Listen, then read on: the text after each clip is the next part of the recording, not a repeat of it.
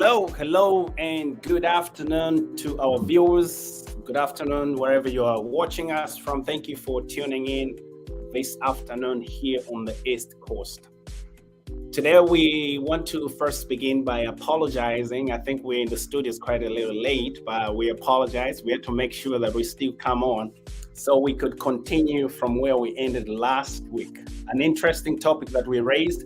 And we realized that, a lot of people did want to talk about this and just air their views, but due to time, we couldn't do that last week. So we are back again for the second part, and we want to hear what you have to say about what do men want in all aspects of life. So welcome to the Insaka Show. In the studios with me, a gentleman that, of course, later on will be joined by a beautiful lady that to say, no, I cannot sit home. I want to participate and be a part of the program. So we'll introduce you to our guest and Mr. Clement. So Thank you be so kind to greet our viewers. Good afternoon, viewers, and thank you so much for joining us to present this point. This is just a build-up of what we left last week. We're so excited to have you, and please send in as many questions, as many critiques as you can. We are here to kind of engage and also, share with you from the men's perspective. Thank you. Thank you. And today we have, our family friend who is saying, no, I can't miss out on this. And the great news is that it's actually his birthday today. And so not only is he on the platform this afternoon, but we're also celebrating his birthday. So to you, Mr. Patmo Shipo, welcome to Insaka Talk Show. Thank you so very much. Happy birthday, sir. Thank you so very much. I'm so excited. I'm so excited to be here. And being my birthday, this is a honor, a great honor indeed to be, It's an honor to have you on this day. No, thank you. We're celebrating with you. We'll be proceeding in the afternoons. Oh yes. We'll be proceeding in the afternoon. So it started yesterday. Thank you to Winnie Sonda and the women of the men and women of New Jersey. They hosted a very, very great, party by the waters.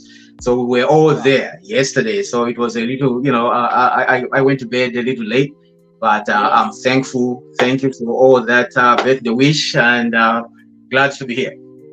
Thank you very much. I used to be a singer, years ago, but as I grow a little older, the vocal cords just kind of threw me off. So I was gonna sing you a song, but the happy birthday song, or usual happy birthday song, but my voice can't let me. But I was gonna go like, happy birthday to you, happy birthday to you, happy birthday, dear Sleep. Happy birthday to you. All right, let's forget about it.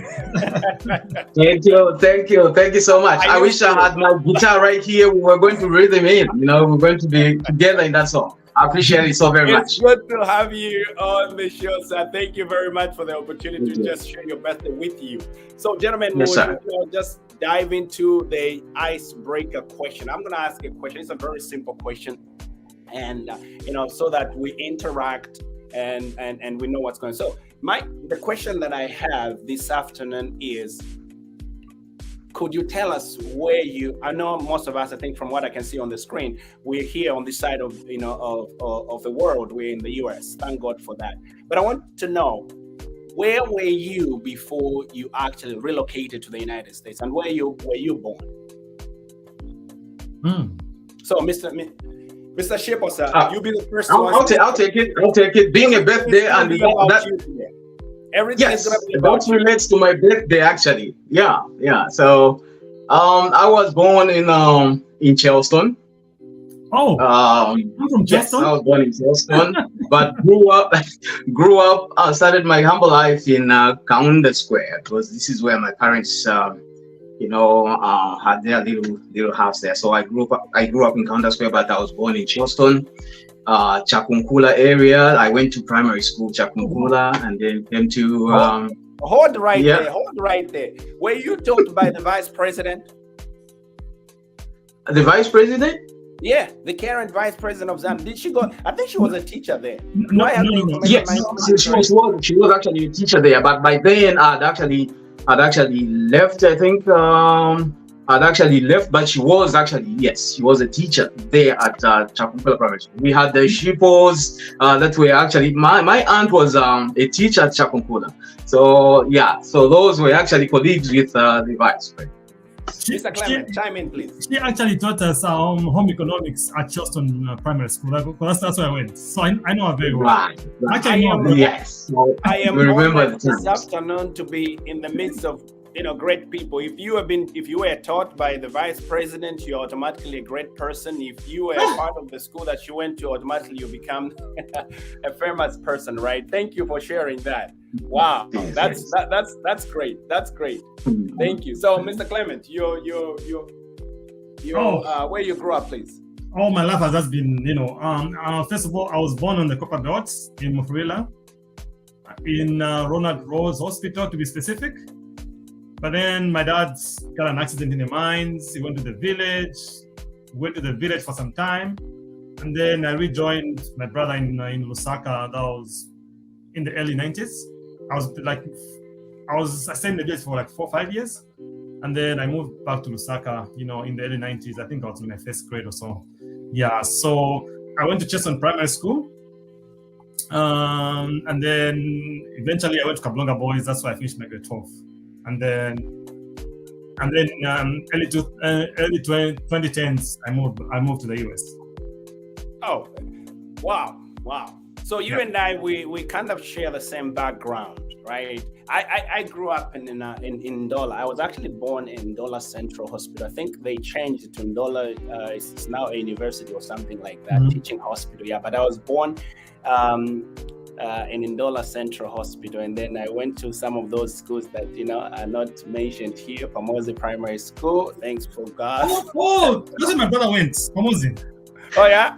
Yes, that's where we had to do our thing there. We learned one or two things, and of course, as time went by, God relocated me from one city to the other. Eventually, I found myself in Baltimore. So we've been here and there, but we're here today. So thank you very much, gentlemen.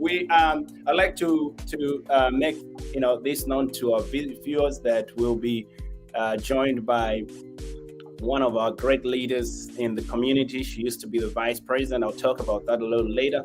But our guest will be joining us. So thank you, gentlemen, for talking about that. I think let us take a break to just speak about our sponsors and acknowledge what incredible job they're doing. So commercial break, please, and we'll be right back.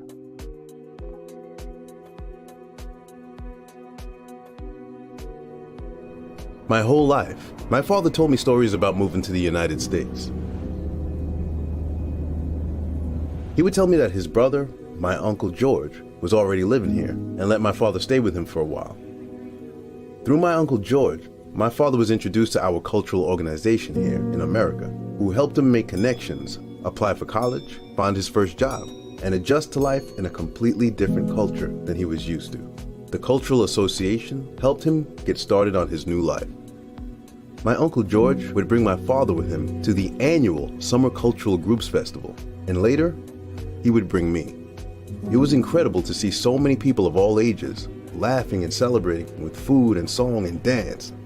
It brought back the best feelings of home and gave my father the opportunity to pass his culture, language, and values on to me.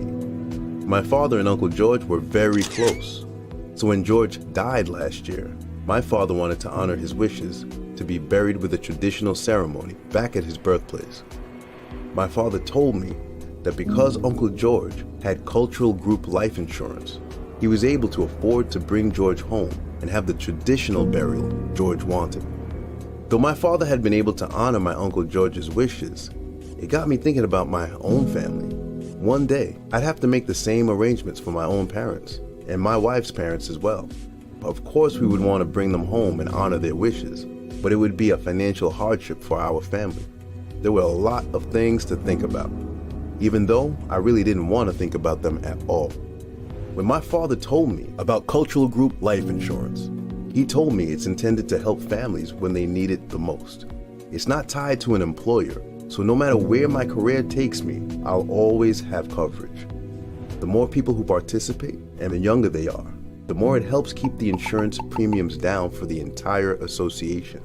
Because my parents have cultural group term life insurance, there will be money available to help me provide the kind of service I want to give my parents. And by joining, I can put my mind at ease and continue to celebrate our traditions into the future.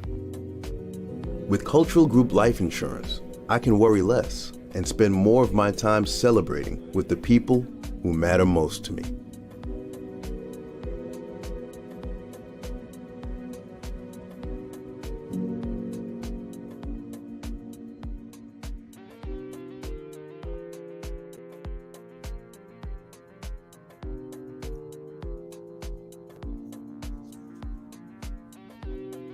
Welcome, our viewers. Thank you so much for group insurance. I think most of us are a beneficiary to that insurance, and we're encouraging, the community to just find out. If you'd like to find out about, more about that insurance, please get in contact with our producer, Ms. Wyndham Sonda, and she should be able to give us more details on that.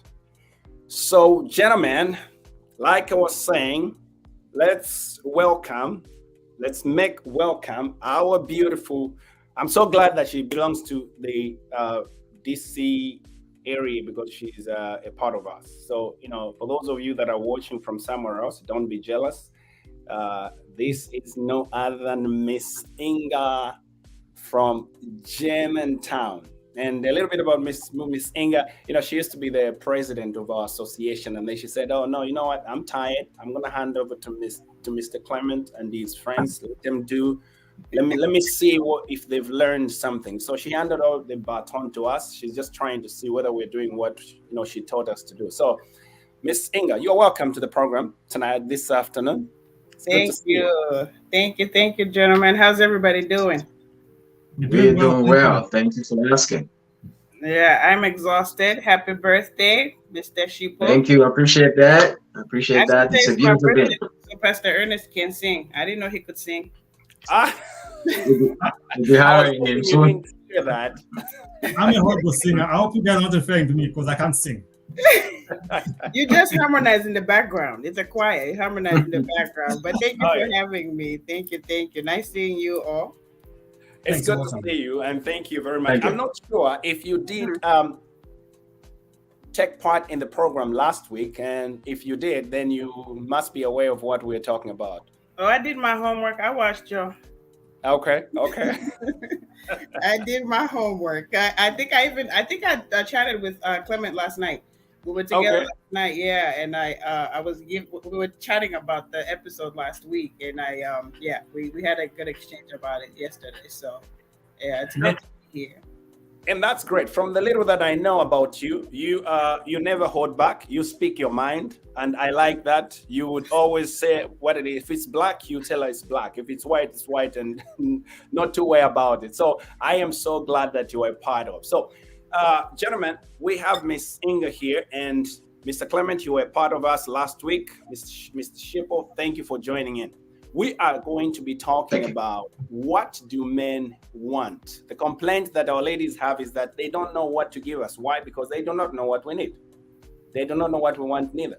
So, Mr. Clement, since you were here, please, let's do a recap.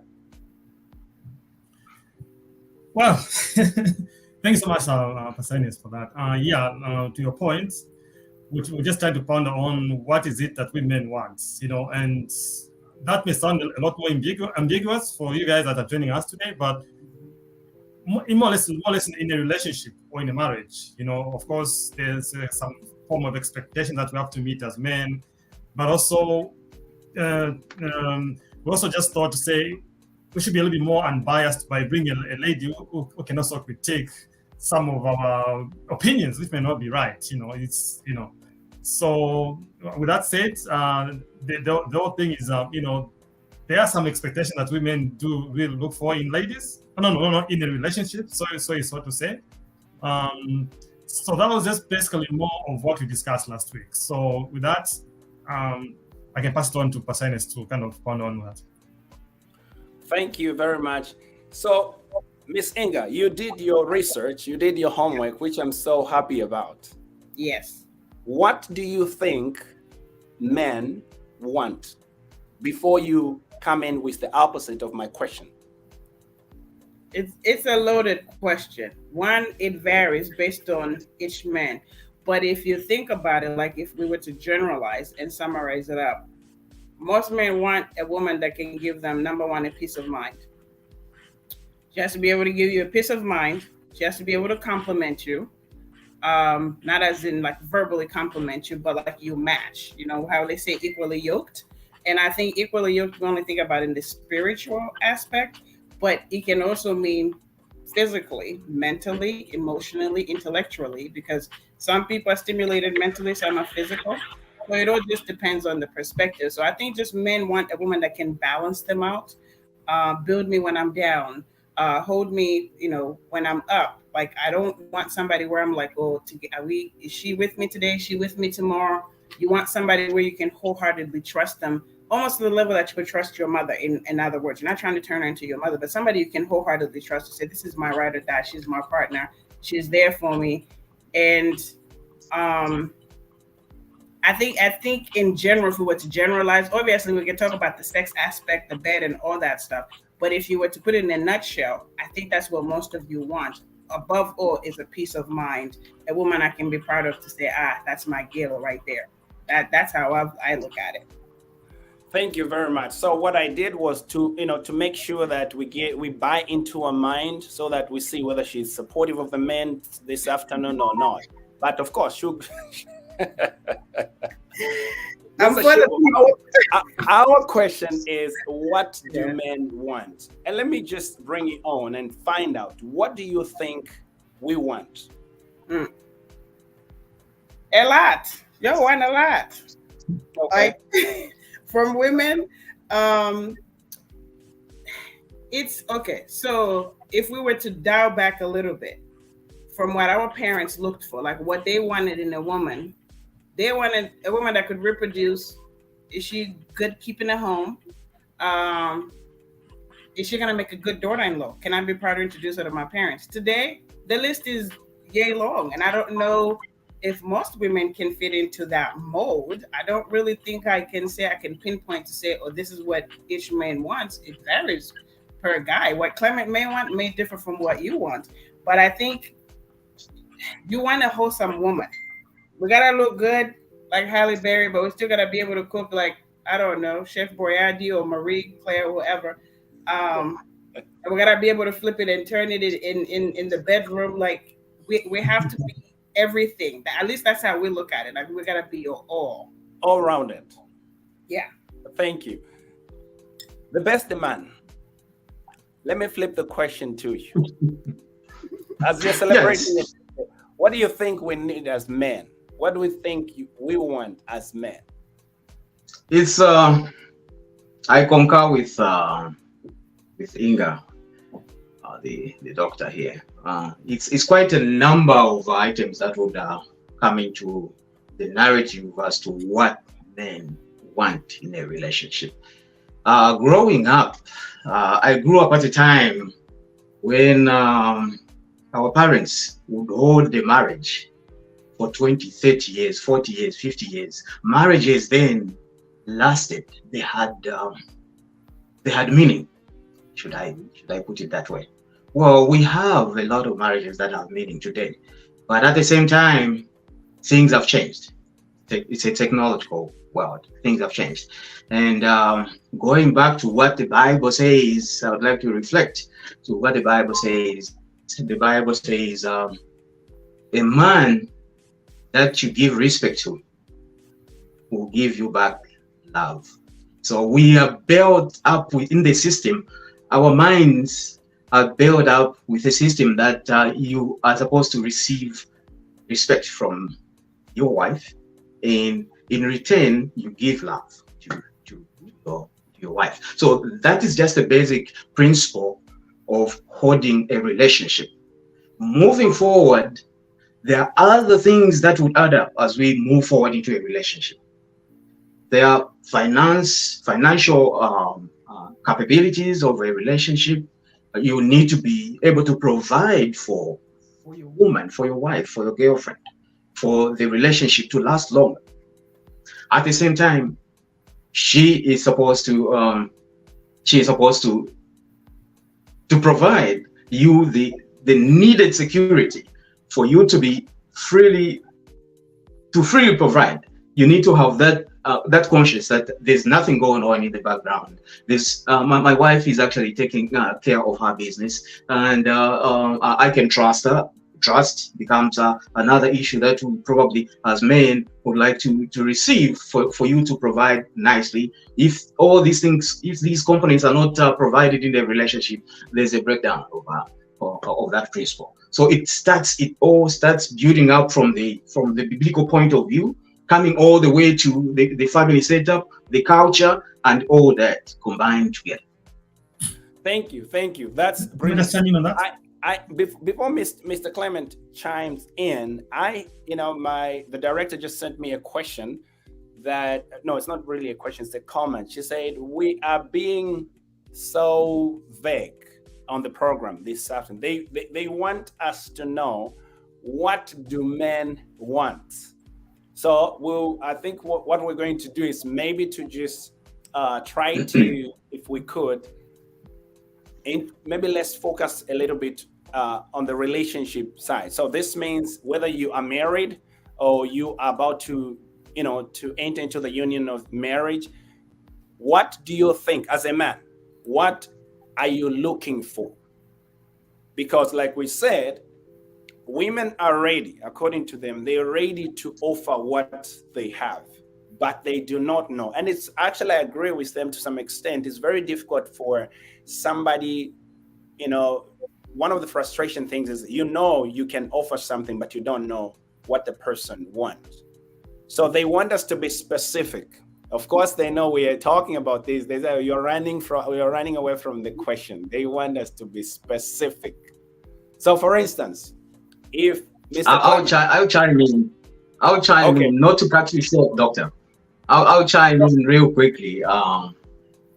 So on the last aspect, where I was trying to probably break it down in little pieces as to what a man would be looking forward to having in a relationship. One of the most important aspects is to have security in a home, and making sure, understanding that my wife is actually, taking care of me. We want trustworthiness in a marriage.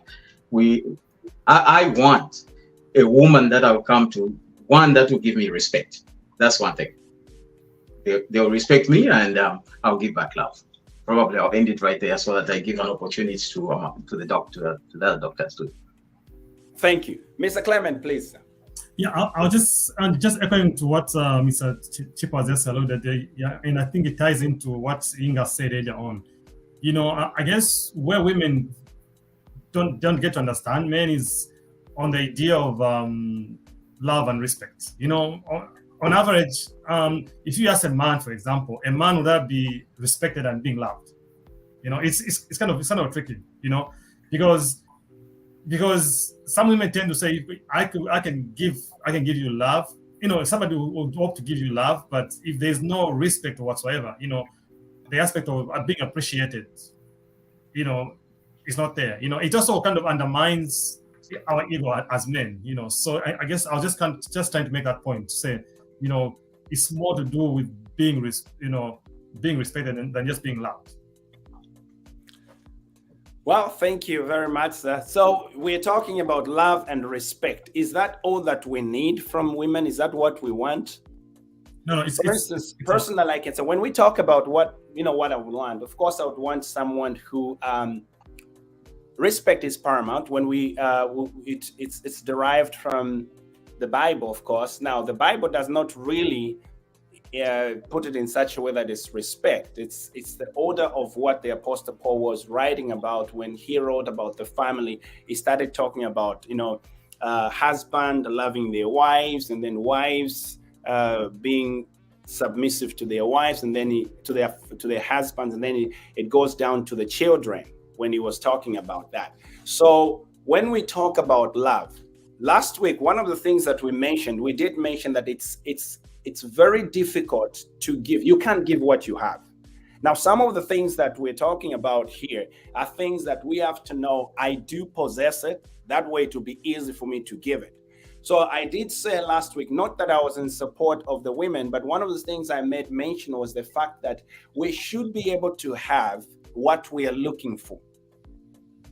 If I want to receive love, I have to demonstrate it. I have to display it so that that person should reciprocate to that love that we're talking about. So that's what I think. But I want us to make sure that we bring in Mr. Inga. Do you think that men are content with what you are giving as women?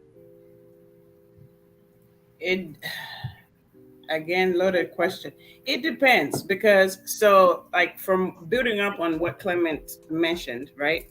There's the aspect of respect or being authentic, security. Like men still want to feel secure, emotional intimacy and physical.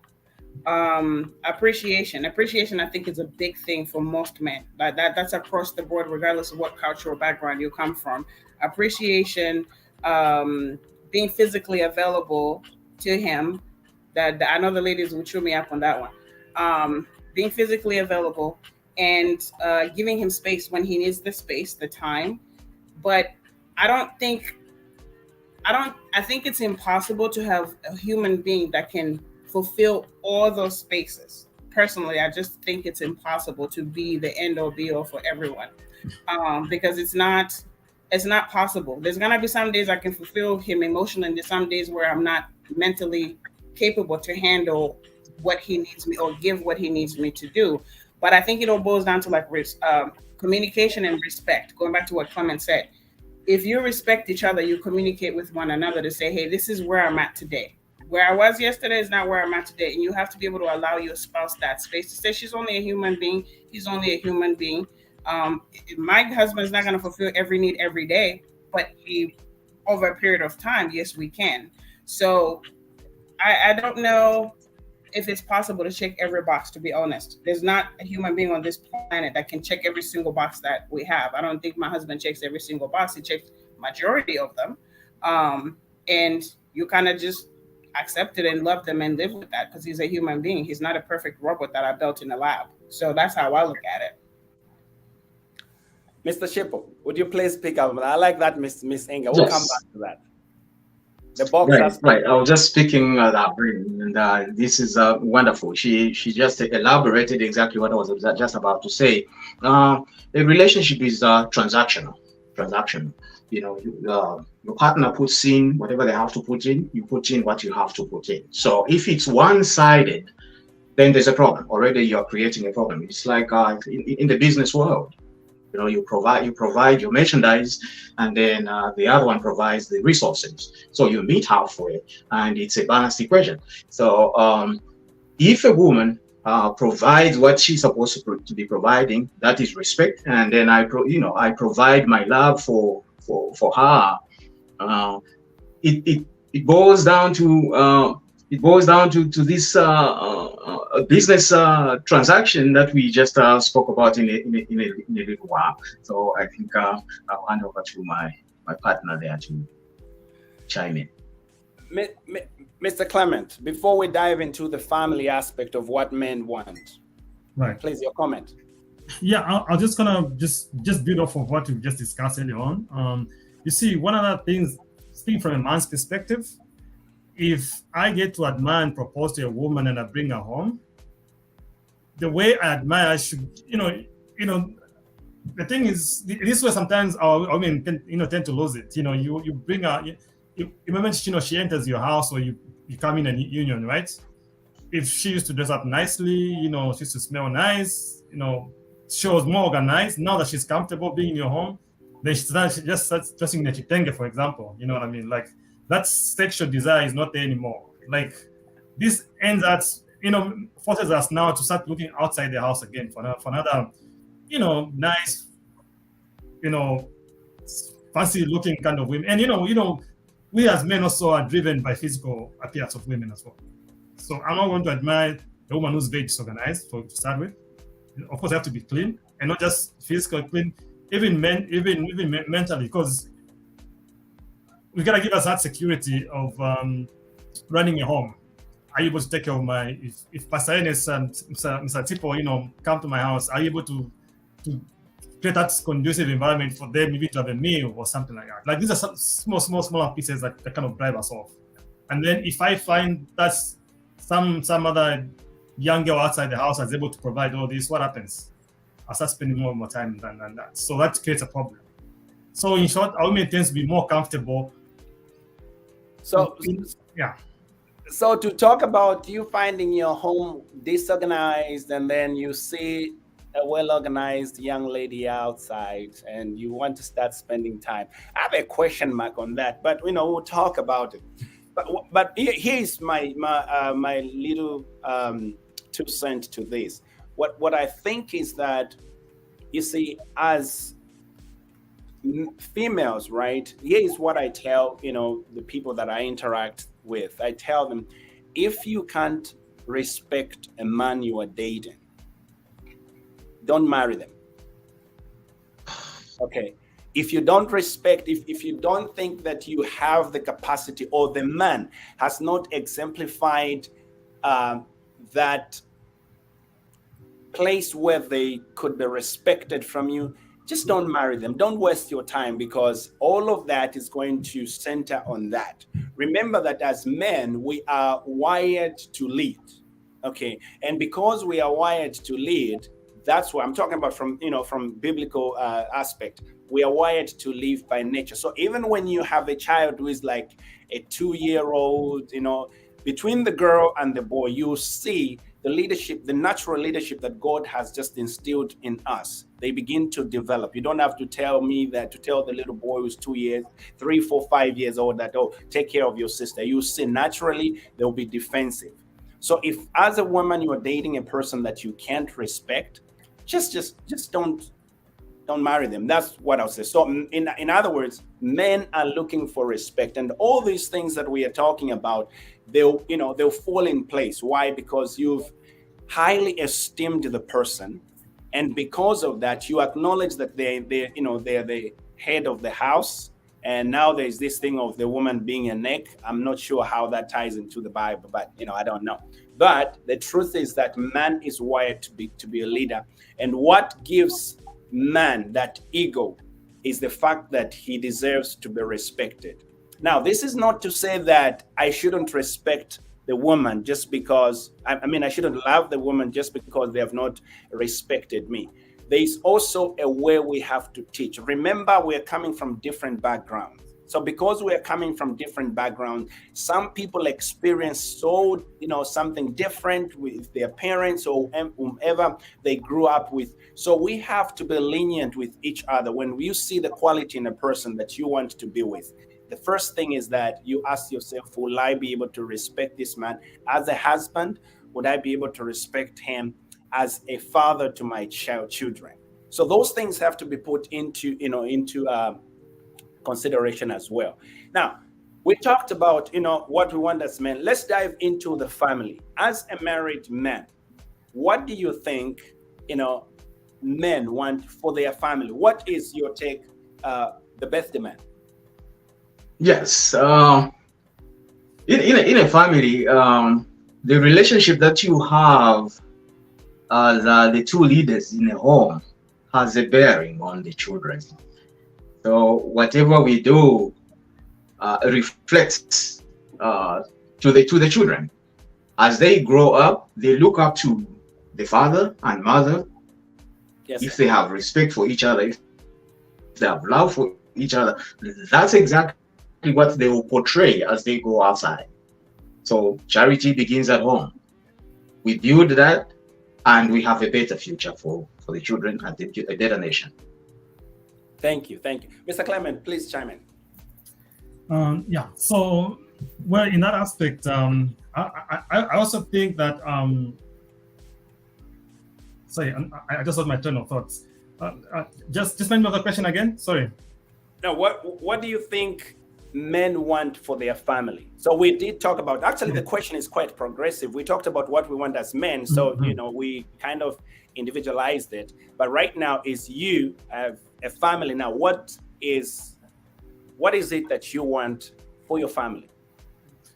Well, to Mr. Tepo's point, you see, I mean, between a man and a woman, us more providers, so you find that as a man, you may be spending maybe 85-95% of your time outside the confines of the home. And then, so as a man, I would expect somebody to nurture the nest, because, and more often than not, they are bringing the kids.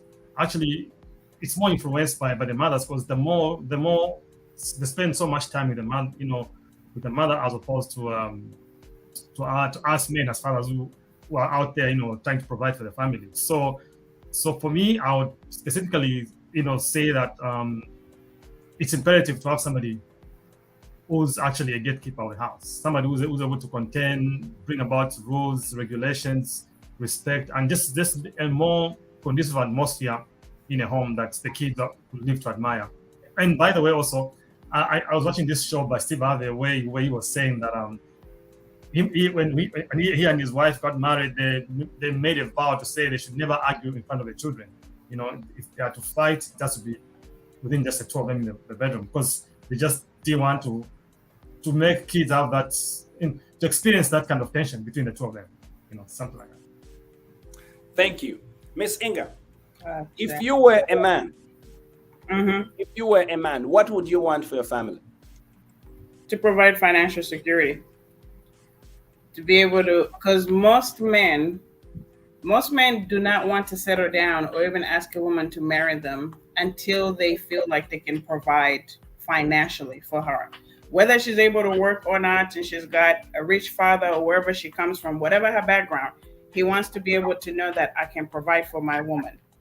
That's it. She's not really requesting it. It's just as men, because you're hunters, you're providers. It's a natural instinct to be, and I think that's where a lot of times where they say the respect of a woman comes to a man if he's able to provide for her. Because if you look at it, a lot of times when a man is working and the woman is working or whatever, or he's working outside the home, she's at home working in the home, you find that there's typically a better balance. The moment there's a shift where maybe he loses his job, something happens, and she has to be the head, there's that imbalance. Your ego kicks in.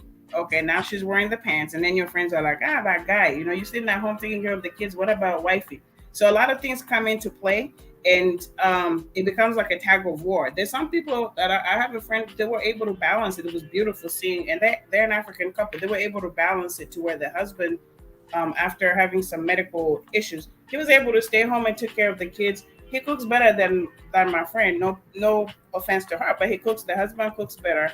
He has a bond with the kids. So men want to just know you're my partner you're my ride or die, through thick and thin. You're able to love me. You can give me intimacy regardless of what it is. And I think most men's fear is not being able to provide financially for their family.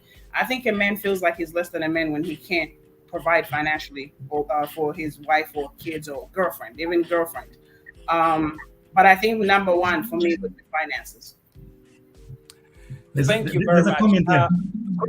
Mr. Clement, are you able to see some of the comments before the birthday man comes in? I think we have Miss Fanta coming, and she has. Yeah, please, could you read that comment? Yeah. So she says, in the modern world where we are both parents, don't you think the responsibility should be shared equally when it comes to raising the children? Absolutely, yes. And that just feeds into Miss Inga's point. So again, this kind of responsibility is also those of us who are privileged to be here, like in the US, we have a very different culture where we see stay-home dads, right? It's not so much common where we come from. Mm-hmm. So again, that cultural aspect of it, contradicts how some of these things should be done. It's very rare that we're going to find a stay-home dad, say back home in Zambia, they'll start calling you John Soliwa. You know what I mean? Like, when I'm with you, hey, you know, like, when I'm with you, so it's not a matter. Kaya vamene mmadia sana. Yeah. Let me just comment on that. For me, I haven't answered the question yet. I think for me personally, I think that what I want for my family is number one. My wife is the most important person in my home. Okay, and I want to make sure that I do whatever it takes to actualize them, whether it will be self-actualization. I want my wife to look the best. So I'm going to take my time to invest in my wife. Okay. The reason I'm doing that is to make sure that once my wife has been invested in and she has gotten everything that she needs. I'm talking about, making sure if she needs to go to school, she has to go to school, all of those things. So that when it comes to home balancing, right, she'll understand that my husband did this for both of us, for our family. That way, when we come to what Miss Fanta talked about, it will be easy for us to raise the kids together. It'll be easy for us to share responsibility. I mean, we are in the modern days and things have changed from what used to happen years ago when daddy would go to work, mommy is just at home and raising kids. Today we have women have just, also come to a place where they've developed. They know the value of education. So since they know the value of education, they say, hey, I can do what you can do. That does not demean the role of a man. However, it's what you both bring to the table with the fact that you understand that we are a couple and we are in this together. So even though I display what I want, it will be very easy for my woman to reciprocate to it because we have brought ourselves to a place where we understand why we're in. Because remember that whatever I'm looking for, a woman is also looking for something. So it's important for me to understand that before I could get what I want, what does my woman want? Preach. You have something there. Can I just chime in on that? Can I just chime in on that? Go ahead, sir. I know we're running out of time, but I'll be giving it a minute. So, I'll ask the producer if we can just extend a little bit. But are we cut down to like an hour? We got 8 minutes. Winnie, can we get 10 extra minutes when we're late? So guys, just a very important point that you said, Pastor Ennis. Sometimes we as men, sometimes we set our expectations, but then we tend to provide less. So sometimes, more often than not, our women sometimes we're capable of making our own women. Give me an example. I have a friend of mine who's been going through this kind of family problem with the wife back home for the last, couple of years. So I was surprised when he called. He started telling me, you know what? I think I married a good woman. I made her a monster because of my infidelity. I've always been, being around outside the home, and that actually made her to be what she is right now. So as time goes on, I've come to realize this is a very good woman. So in short, what am I trying to say is that sometimes we as men, you can nurture a woman. You can make them go what you want, or you can alternatively turn them into what might actually be a problem for you. So we also have to bear in mind as we seek for good, have a checklist of those demands. Sometimes it's also good for us to kind of counter check. Am I providing enough for this woman to give me what I want? Thank you, Miss Inga. What do you think about Mr. Clement's point? I agree with both of you because a woman who is properly loved and cared for will give you love, respect, honor, appreciation, good sex, even any day, anytime you want it. As you feel taken care of, and she knows I'm secure in his arms. Because you also got to remember, a lot of times women are just as. I think that the perception is that every woman wants to immediately we meet you, we want to get married, and we're always ready for it. No, we're just as scared as men are. You guys are just more vocal about it. But, you know, and when we're dating, we're like, okay, is he husband material? Is he a good potential father? Because these days, when you're dating somebody, you gotta know that there's 50% chance somebody will end up being your kid's dad or baby daddy, as America calls it. Is that somebody, their characteristics? Is that somebody you would want to be an example for your offspring? So you look at that and you think about it. It's like there has to be a balance between the two. It's not a tug of war. I think society wants us to be at each other's heads and throats, like basically fight for the throne. You fight for the throne, it's like two elephants fighting, only the ground suffers. You know, the grass there is what's gonna suffer, because in the long run, you're working towards the same goal. You just have two different approaches. But it's like, if you take time to sit down and talk, you will see. I'll give you guys an example. I think it was my final semester of college. I had the toughest professor I've had in my life that made me question my intellect. And any assignment I submitted, I'm like, this one, I just can't get her. And I remember I was like feeling so low emotionally. I was just drained. My grandfather was sick. It was just so much going on. And I'm like, I just gotta make it out of that hill. And I remember I had a 20-page research paper. Two days before turning it in, my computer crashes, dead. Everything is burnt, shut. I was only dating my husband, my then husband. I wasn't even really dating him like that. He had asked me out, but emotionally I was not ready. And I told him I need to heal first. I'm working on myself. And then, you know, you can come later. We can talk about it. He never like forced me or forced himself. He would check in. How are you doing? One day after I had my computer crashed, he was like, hey, how are you doing? Just checking in. I'm like, oh, I was honest. And he goes, wait, it was like, oh, you don't have to quit. I'm like, I'm done with college. I give up. Like, this is not for me. I quit. And instead of him, like, you know, saying, okay, you can go ahead and quit, he didn't let me quit. He said, no, what's the issue? Let's sit and let's figure out what's the issue. You've come this far. And I wasn't there for the beginning, for your whole journey, but I've been there. I've been in your life as a friend for the last however how many years, 5 or 6 years. Let me help you out. Me receiving help from a man is a lie. So at that moment, for whatever reason, God allowed me to submit, because I was deep in the church. I had just gotten baptized. Like I said, I was working on myself. And he came with such gentleness that I would never forget. And I think it was that moment where I was like, this is it. The next morning, he called me. He's like, it's okay. We'll figure it out. I was like, there's no way, 20 pages of research. And I'm freaking out. But he still was calm. He shows up the next morning. I get a text, hey, check your door. It's 9:30 in the morning. I opened my door. There's a brand new laptop at my door. And it had a note. There was coffee as well. And it had a note. It's okay. We will figure it out. I will be there. We'll spend the next 24 to 48 hours together. We will write that paper. That was the moment my light bulb, wait a minute, this dude, I can't let him slide. I can't let him be, because the level of care that it was such a small gesture to some people, but to me, I was crumbling. A strong person, but I was crumbling, and he came in almost like a hero and rescued me. That's how my semester got saved, and I'm here today. I have a college degree because he took that small step to help.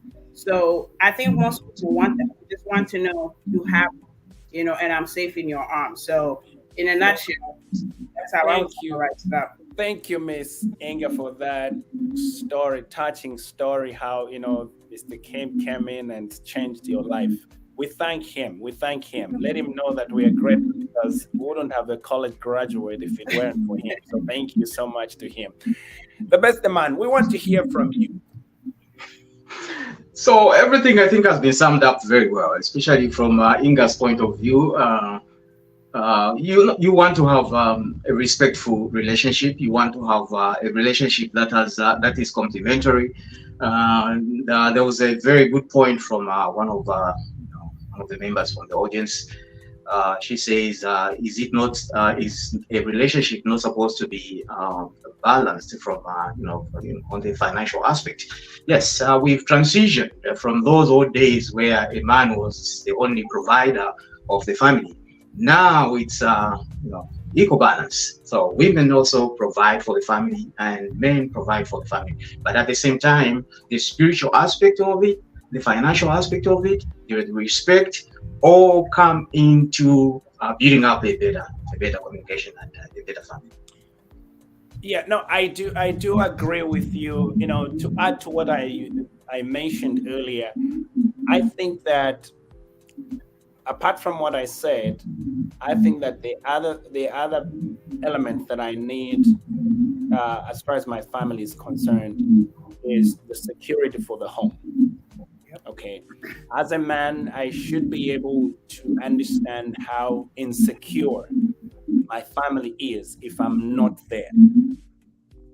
Okay, so I have to create an environment that everyone in the home, from the wife to the children, they are secure. They know that we are covered.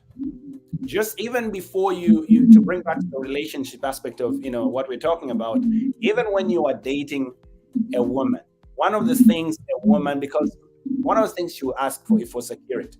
Remember that this life is competitive. A woman would see another woman, and I think Miss Inga could attest to this. A woman will see, no matter how well dressed she is, she'll see another woman. That person will definitely, when she's with a man, she'll definitely see that this is my competitor.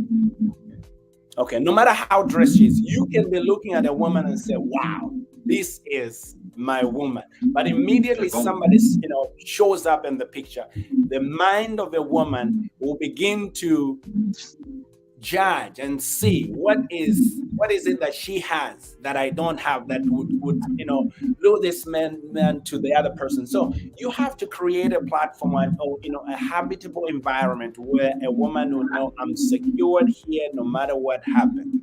So men, we should learn to provide security, and all these things will fall in place. Mr. Clement, you are muted, sir. If you could unmute yourself. Oh, my apologies. See these tech issues. Yeah, I was just gonna say I do agree with you, but sometimes also. So, please, if any one of us, I'm not sure if I'm getting the feedback by myself, but please try to unmute if you are not speaking. That way we can hear the other ones. Thank you kindly. Go ahead, sir. Yeah, I was just gonna say, I just do agree with what you just said, but also sometimes a happy home has, like I said, is largely influenced by the woman, because even though we say the man is the head of the house, but the woman has more influence in the house. For instance, if I constantly come to a house where a woman keeps on nagging and talking, I won't be there. I end up going to the bar, and that will be my home. I'm just trying to be realistic, because there are women who talk. They just not beat about the bush, And these are some of the small pieces of aspects that sometimes our women may overlook. And like I said earlier on, if a woman is not able to create a conducive nest for me to have peace and watch TV, play with the kids and everything, well, I'll find an alternative house somewhere. That just happens a lot, Miss Inga, I did make a point earlier when you just appeared on the show. I did make a comment to say you are one person who is blunt. You are candid about what you say. If it's black, it's black. Mr. Clement just made a point. There are women who talk a lot. What's your comment on that? Agreed. I have no argument against that. But I think when we say she's nagging, are you listening and hearing? Because listening and hearing are two different things. Because when a woman starts to nag, it's because I've said what I've said so many times and you're not hearing me. And you don't care to listen or make the change that I'm requesting. That's the definition of a woman's, when you say I'm nagging, it's because I don't feel heard. So if I don't feel heard, I'm just going to do this. And it's like, but I also say, my grandmother used to always say, there's a lot that comes out of you being silent, basically meaning silence is golden, because men, if men are uncomfortable with something, it's silence. Like y'all do not do well with silence. It's like, well, what did I do? You're walking on eggshells, right? But it's sometimes instead of nagging, we have to learn to take the alternative where it's just like, I'm gonna go mute. You ask me something, I'm gonna give you 1 or 2 word answers. When you ask me what's wrong, Do you have a moment to talk? And I know that's a line that men dread. Do you want to talk?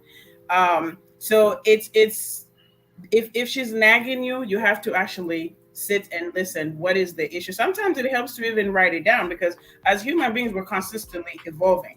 And there's also not just you two in the relationship. When we come in a relationship, I'm bringing my own people, you bringing your own people, your beliefs, your values. Those things don't always automatically mesh. But when you sit down and you talk, like what, for instance, on a first date, what is your outlook for a marriage? Because I can say, Clement, let's get married. Clement might be looking for an open marriage. I want monogamy. You see what I'm saying? But if you don't talk about it, you just say we want to get married. It's not like clear enough. You gotta be clear. You have to be honest. Honesty, I feel like, is the best policy that you can have with your spouse. There's some moments my husband's like, he'll say something. I'm like, I take it. But in the beginning of our relationship, it was not like that. I'm like, But now I know, because we want to help each other grow and build. But the nagging, that's why I said in the beginning, men want peace in the home. And that's why I'm a firm believer in, what do Americans call them? Men caves. My husband has his man cave. That's his room of peace. When he's in there, unless I want to play video games with him or watch a football game or something with him, that's the only time I'm going in there, hand him a beer or something, or tea or coffee. Let him have his space. Everybody needs their own space. We all need our me time. And it's more so about having peace, within yourself. So I hear you, Clement. Yeah, we do nag sometimes, but just listen. Before I bring in the Beth demand here, I must have been flying to some country or something. Then I was I think there was maybe a wait time for about 2 hours. So I went to a restaurant right while in the airport, and then I sat down. While the waiters were talking amongst themselves, I heard this statement: "You don't listen to me. You don't listen to me." So I found that to be very interesting. And I was just by myself enjoying my meal. Then I said, I hear this a lot. You don't listen to me. So I actually called the lady. They were told. So I called one of them and say, "What does it mean when you say we don't listen to you?" I didn't say when a man listens to you. I said when we don't listen to you. Mm-hmm. Then she went on. She said, "Sometimes I just want you to be listening. Maybe I just want you to be quiet when I'm talking." I said, "I don't even need your contribution." But we have to also understand that, men by nature, we are wired to solve problems. So sometimes it's very hard for a man to keep quiet. But women want us to just be listening there until they ask, "Do you understand what I'm saying?" Then you can say, "No, I heard what you said, but I don't think I understood what you said." And then you hear how someone is going to respond. Well, to throw in a curveball on that one, because my husband and I had two different communication styles when we got married. What he would ask me when I'm like, "Can we talk?" or "Can I run something by you?" Like I had to kind of rephrase "Can we talk?" because "Can we talk?" can give people anxiety. He would actually, before he sits down, he's like, "Okay, before you start talking, are you venting just to let it off your chest? Do you want to know? Do you want my opinion, or am I just listening to offer you emotional support? So let me know." So that way I would tell him, "No, right now I just need you to listen." Or I'll just be like, "No, please be honest. Don't answer as if you're my husband. Answer if you're an outsider looking into this situation." And so I go to him as my advisor, in different aspects of my life. So starting off a conversation helps to say, "Am I listening for advice, or do you just want to let something off your chest?" And then actually follow it up. If the issue is about you, follow it up with an action item. "This is what I heard repeated. This is what I heard you say. And this is how I'm thinking of resolving it. Tell me if that works for you." Because that will resolve a lot of issues. So that for us, that's what worked in the beginning. It helped us a whole lot. Thank you, Miss Enga. Let me try to change what we talk here. There's a comment here saying men want a partner who speaks less and listen more. Unfortunately, you won't make. I don't think that would be easy, but I don't know how that would be. And then we have another comment here. Would you like a woman to play a part? with your wardrobe? Of course, you know, I like to be We automatically do. I like to be dressed by a woman. When she selects my shirts, I like my shirts, so she picks up all these nice shirts. And I'm so lazy with laundry, so that would one of the criteria. Talking about, I'm glad Miss Irene brought this up. Let's talk about, in the next few minutes that we have, let's talk about hygiene. One of the things that both men and women are struggling with, those both who are married and those who are just shacking. I learned a new word, shacking. I don't know what it means. Don't ask me what it means. But those who are living together. And one of the problems that I have heard since I'm a social person, hygiene has become one of the developing problems in a relationship. Really? Yes. Oh. Someone who would pick up something. I'll tell you, Miss Winnie. Somebody knows that their spouse has a problem with cleaning their underwear, but instead of discussing this, communication skills, that would be a reason somebody would say, "No, I want to get divorced," and they come up with all these, diabolical reasons why they divorce, but they couldn't just talk to somebody about, "Hey, this is what I'm doing." So, what do you think about how hygienic we should be, both men and women? And how does that affect you?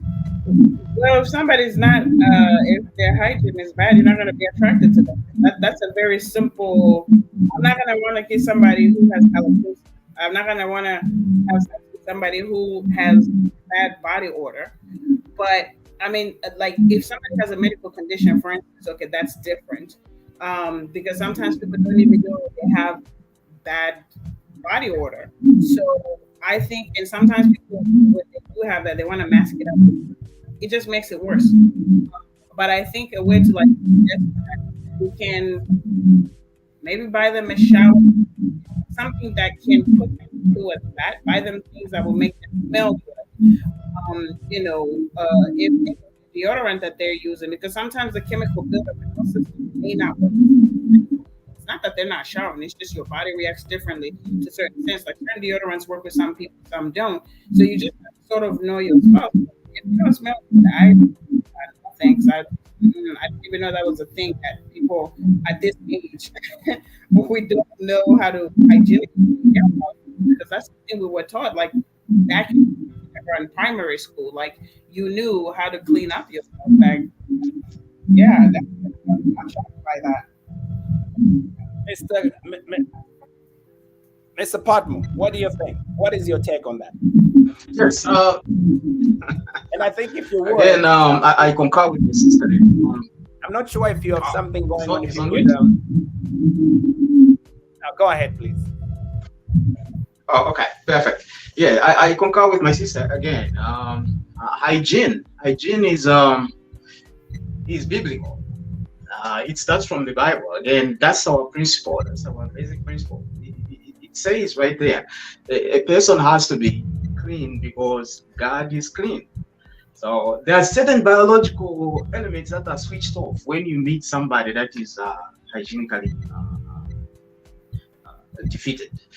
So you want an environment that is clean. You want somebody that smells good. That's attractive. You embrace somebody and they're smelling good. That's attractive. You come to a home that is clean already. That switches on certain things in you. That even your relationship, the way you transact, the way you talk to her, changes. You embrace her, and it starts to build from there. I had a neighbor. Every time that they had a little difference, walk out of the house and probably go take alcoholic beverages, and then when he comes back, was this woman, just as we were saying, they'll talk. But sometimes we don't pay attention to what they're talking about, and then again, that's a social science. That's a social skill that we need to pay attention to. When they talk, there's a basis, there's a reason why they are talking. So a man is built to understand why a woman is talking. Why are they vocal at this point? So pay attention. That's what we are taught as men. It's an inbuilt system in us. Pay attention to what she's saying. Listen carefully as to what she's saying. So this man would come home, and neighbors knew exactly when he's going to come home already, intoxicated. So they would stand by the door side waiting for alarm from even ukumva impoto, they would rush out to try and separate them. That kind of thing. So these are things that happen in our society, but we need to be, switched on skills. Mr. Clement, kindly unmute yourself. Yes, sir. Yeah. So, in regards to hygiene, I think one of the most critical aspects of the home itself, and it just, to me, is both physical and also emotional. Because it can be emotional and hygiene. Like what you say and and how you convey your messages to your partner. And also but I may focus more on the physical. For instance, when it comes to sex, for example, sex is mental. You come home from work, you're tired, your woman looking as if from bed. How does that kind of motivate you to make up that? That's like it just doesn't happen like. So you have to create some appetite for somebody to move on, kind of make some big good laugh after a long day of work, for example, and so on and so forth. Sometimes as men as well, sometimes, we may also overlook this, to your point, Pastor Innocent, I know you mentioned this also last week, they'll take care of ourselves, even just the underwear itself, for example. Like, I know people are accusing us of not being too deep last week. Maybe let's start to be a little bit more ruthless. It's just for a couple of minutes because we're accused of being vague, or somebody just said good sex. I mean, good sex won't come in an inconducive kind of atmosphere. You won't be turned on if somebody doesn't smell good. Yes, because instead it will smell the whole entire house or something like that. So personal hygiene is very critical, and it's something that we shouldn't even be taken lightly. And sometimes you find that, like, it's more common with men, even women. If your husband is ever smelling of sweat, and then you see somebody else that's all smelling nice, and women love, from my own experience, women love guys that smell nice. Yes, Miss Singa, I may be wrong. Because every time after, there are some women that are attracted to men when they come from the gym. There are some women like that. Oh wow! Yeah, that are attracted to their men when they first come from like playing soccer. They just come from a sport. Like it's a turn on for some women. But I also think going back to where you said that in the home, if you walk in and the woman is nagging or she's not looking physically attractive, sex is also mental. The stimulation for sex, especially for women, typically starts up here and in the heart before the rest of the body gets activated. So it's like if I'm angry with you, I'm irritated by something you did or didn't do, I'm not going to be turned on and I'm not going to be a freak in the sheets for you, a lady in the street and a freak in the bed. It's just not going to happen because you're not stimulating me emotionally for everything. Because it's almost like an engine. Like you turn on a car, certain things have to send signals to certain parts of the engine for it to turn on. Otherwise, it's not going to work. Like if you're missing a spark plug is in the wrong place, it's not going to start, right?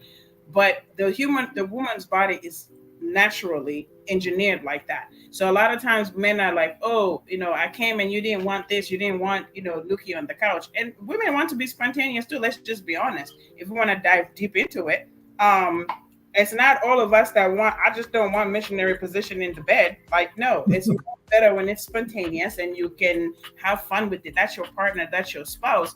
But if we're having other issues, that our relationship is not going to be there. But there are some couples where when it comes to sex, they're perfect. But when it comes to communication, it's lacking. So you have to learn that communication first, learn each other's body language, even when they're not speaking, because people say a lot when they're not speaking rather than when we're speaking technically. Majority of communication is nonverbal. What is your woman saying to you? You walked in, I'm wearing a chitenge. Am I wearing a chitenge as retaliation towards you because I know you like me in booty shorts when you come home? Like, you got to read those signals and those signs, and you have to talk. And sometimes when women nag, it's more so I'm exploding because I've built everything in, and now I'm just letting it out, and then you don't want to be around the toxicity. You're just like, it's too intense. I don't want to be home. And you, like you said, you go find, Vanamaya somewhere down the street around the corner who'll be any and everything. But she too got her own issues, though. Let's just be honest with that. like Shimumbi would say, you know what I mean? So let me just chime in. I think that it's, like I said earlier, it's both ways, and I want to use this word maintain. Yesterday I was talking to a friend of mine, and we were talking about how, a man should treat a woman good, and then she will just respond. I think that we have all learned from childhood how that when you are meeting somebody for the first time, you put up this great appearance that will just, be breathtaking. I think that we should learn and communicate effectively how to maintain what you first present. Mm-hmm.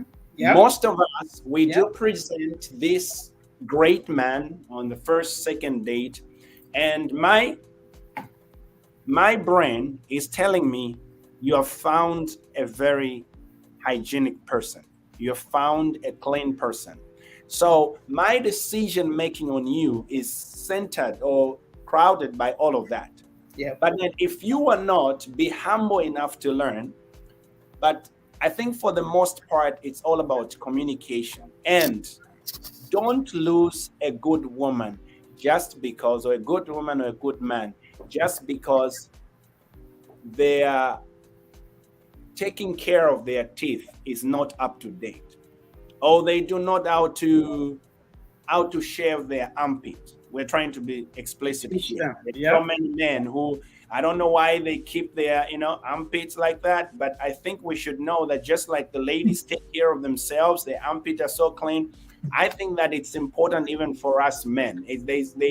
There's nothing witchcraft about it for you to shave yourself so that you can smell. We do not know how much odor comes from the armpit when you're not shaved. Neither shaving, I'm talking about everywhere, even private parts, right? We have to be explicit. Some people don't even know this, but we should shave to an extent where you are clean, even when somebody is. There's some people that I just, tend on by virtue of someone. Look, the appearance, someone will be like, wow. So we have to learn all these things. But above all, we want to teach our viewers that it's one thing to grab a man, it's one thing to grab a woman, but the other to maintain them by way of the way you do things, by the way you handle them. Maintenance of your cleanness is critical to the continuation of your relationship. Ladies and gentlemen, I would like us to, we're almost out of time, but for what we've discussed, a word for our viewers as we come to the conclusion of our program. It's been a great program, Miss Kim. Thank you very much. You brought in so much.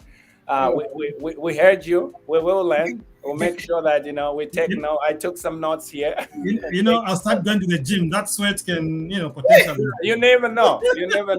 But don't come to my house with that sweat. Right. He'll get married at the gym. I'll be kicked out to say we don't like your sweat. All right. So the best man, your last words to our viewers. Yes. So everything is compounded in. So we need a woman. We need a that is complementary. We need a woman, not one that is bickering all the time. What they're saying, and all that I want as a birthday boy. Thank you, Mr. Clement. I'll just say, Clement, before you say, okay, thank you, Mr. Ship. Yeah, I was just gonna make it. I guess in just aggregating what we've discussed today, it's about communication and openness. If your partner is not looking good, for lack of a better term, looking dirty, or it's something you can communicate, convey that message to them, to make them look the way you want them to. I guess it's about communication. Of course, even how you convey that message also matters as well. So it's about respect, communication, and not just be open-minded about the do's and the don'ts, which could potentially kind of get you to a much understanding with expectations. Thank you, sir. Miss Kim. Agreed with both gentlemen. I think I'm gonna throw a little caveat there. A lot of us have to learn, and it's a tough pill to swallow. We have to learn, address and fix your childhood trauma. I can't preach this enough, because no matter how good of a spouse I get, because I have unresolved trauma or unresolved past traumatic situations in the relationships, if I don't fix that, I'm going to continue attracting that same spirit, because your body attracts what it naturally is used to. You come from a home where your parents used to bicker, your daddy used to cuss out your mama, you're going to attract that. So fix those things, and also heal from relationships before you jump into another one, because if you don't heal, you're going to bleed on the person that is not the one that cut you. So the way I look at it is, when you're happy and you're healthy, you're going to be in happy, healthy relationship. You're not going to be sitting there and bickering with the spouse. Sometimes when people don't take care of themselves, there's something emotionally, mentally going on that needs a little bit deeper diving and fixing. It's not just they don't want to take care of themselves. So again, boiling down to what Clement and Chipo said, communication and open honesty. Be honest with each other, but gently. Like, let's be gentle with it. Not the Zambian way, please. Let's take the American way on this one.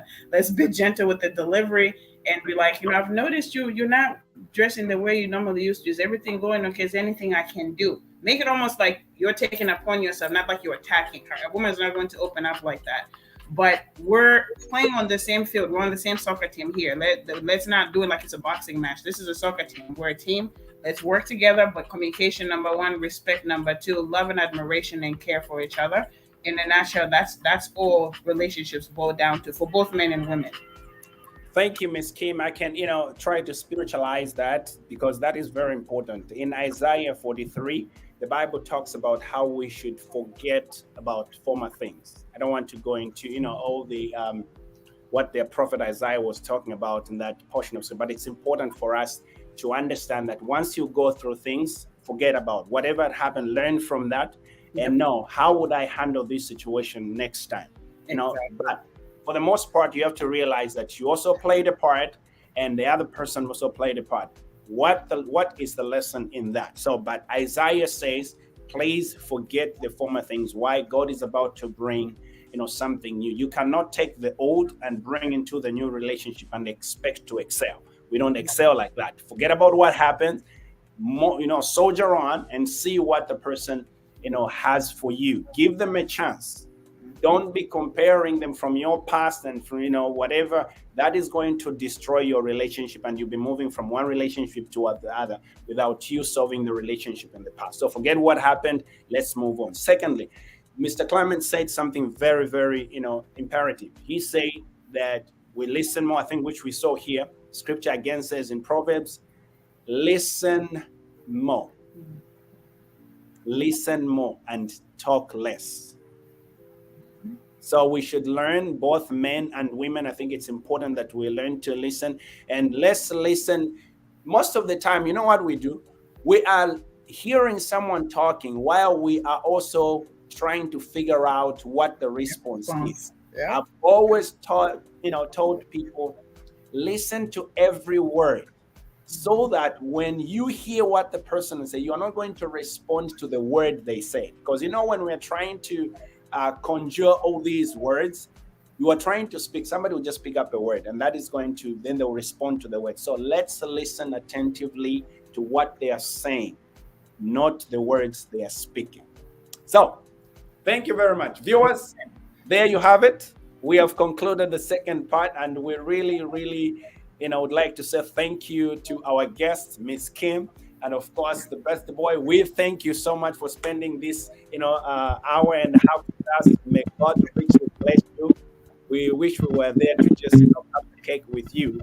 But we believe that, those who are close to you, they will do that for us. Mr. Clement, you are here all the time. Thank you very much. Viewers, we appreciate you. And this is it from us here.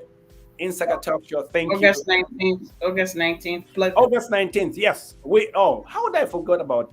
Wow, Miss Inga, thank you. I think it's after next Saturday, right? August 19th. We'll be in Gettysburg, right? That's where we'll be. So please, you can't afford to be a part of this great second gala that we're having here in Maryland. And guess what? Our ambassador here in the US, His Excellent Mr. Chibamba Kanyama will be a part of us, and you'll be speaking. If you've just heard him on Facebook, come and hear him live. Come and ask him live yesterday. He's awesome. He's amazing. He's eager to meet the community. He's eager to engage.